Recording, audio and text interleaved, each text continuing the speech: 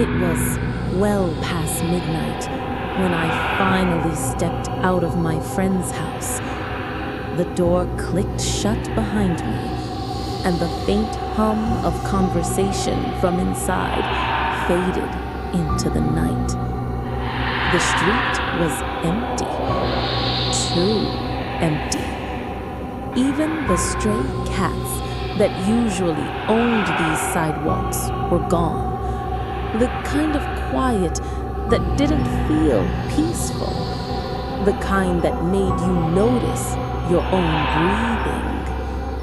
I started walking, hands buried in my jacket pockets, eyes fixed on the faint pools of light spilling from the street lamps ahead. Halfway home, I felt it, that prickling electric sensation crawling up the back of my neck, the one your body recognizes before your mind does, the one that says you're being watched. I turned.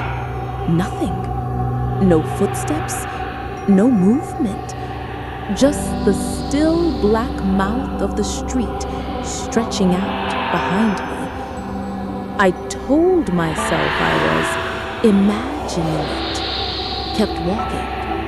Not mine. It stretched long and thin across the concrete, moving just slightly out of sync with my own. I stopped walking. The shadow stopped too. A cold knot tightened in my stomach. I moved forward, fast.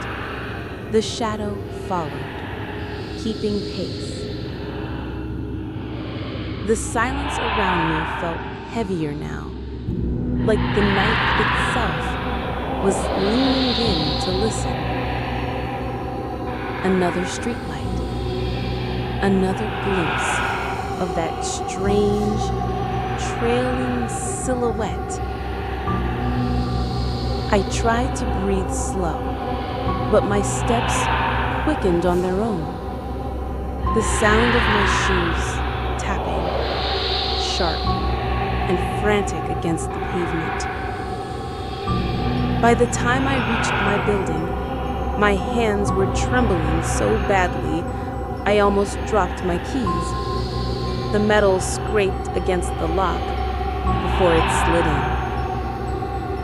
I shut the door hard behind me, locked it, bolted it.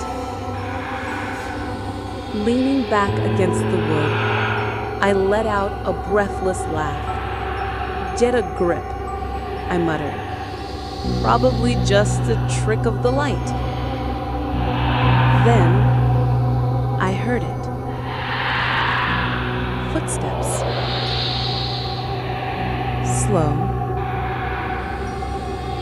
Measured. Inside my apartment. I froze. The sound wasn't coming from above or below. It was here, on the same creaking floorboards I was standing on. My phone was in my bag. My bag was across the living room. The footsteps drew closer, each one deliberate, heavy enough to make the wood groan. 4 steps away. 3. 2.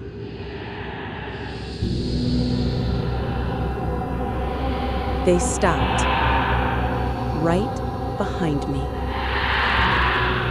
The air turned icy.